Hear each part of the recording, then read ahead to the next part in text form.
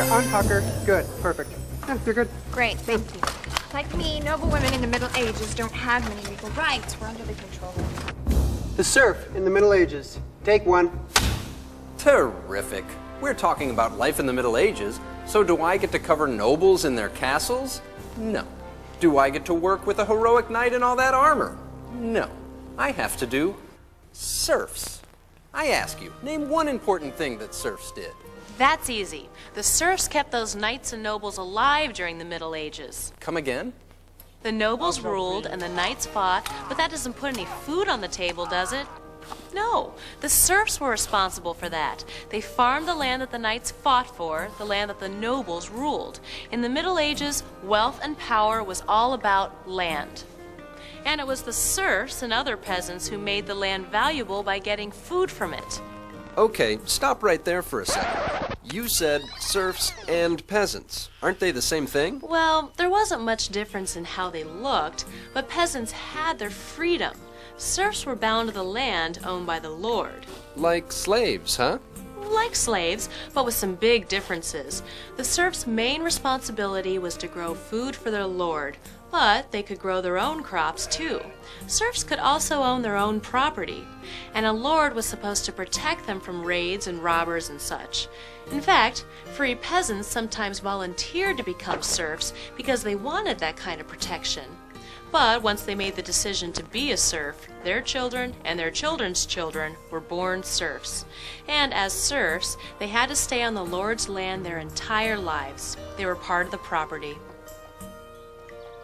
But when it came to a typical day, a free peasant and a serf lived just about the same life. And that was... Well, let's start with the serf at home. There it is, home sweet home. Not so bad for a living room. Where are the bedrooms? You're looking at them. Kitchen? Same. Bathroom? Just step out into the yard. Oh. Inside, one of the first things you'd notice was the air. It was thick with smoke because a fire was always burning in the middle of the room. The fire was for cooking and for warming the place. There was an opening in the roof to let the smoke out, but a lot of it still stayed inside. Folks thought the smoke was good for them, though. Just like smoked meat lasts longer, a smoked serf was supposed to be a healthy serf. But seriously, the smoke actually was thought to cure fevers. Their smoky clothes also helped cover up body odor, since in those days, there was no deodorant. Imagine for a minute what it's like living here. The frame of the house was made of wood, but the walls were made of nothing more than clay mixed with sticks. They called it wattle and daub. It kept out the wind, but not much else. A man could push a spear right through it. Homes were built with stone, too, if stone was a resource, and the clay mixture served as cement.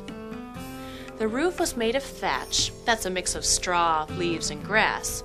Looks quaint, but it was alive with bugs and bats and who knows what else.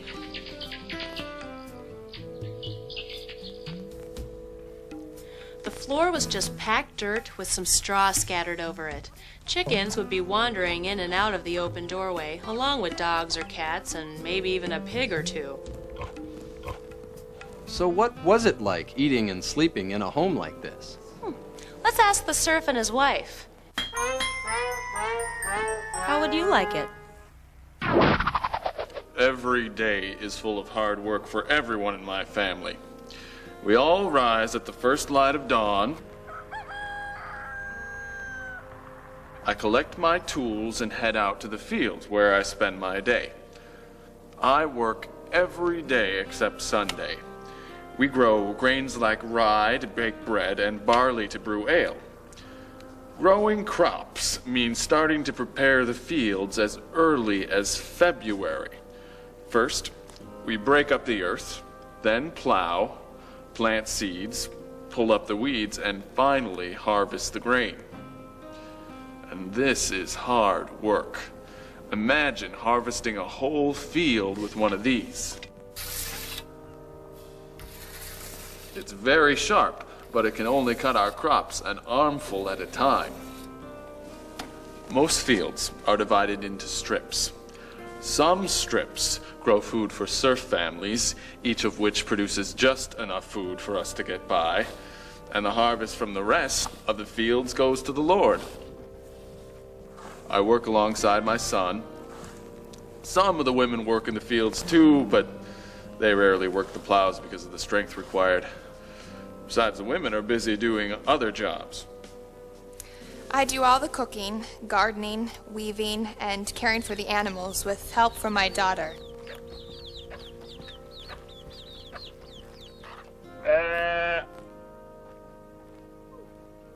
Everything that we own, everything we wear, everything we eat, we must make ourselves. To make our clothes, my daughter and I get wool from the sheep's coat.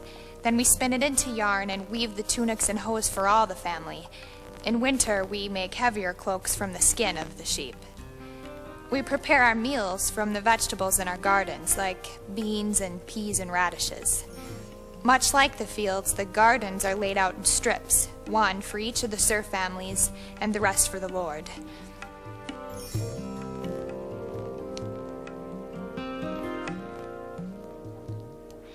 We eat chicken and fish on certain days. Only in one season of the year do we have meat to eat, and that's when winter is drawing near. In cold weather, we kill and eat most of our cows and pigs. There isn't enough food to feed them through the winter. There's hardly enough food for us. We have our meals on this table, which is basically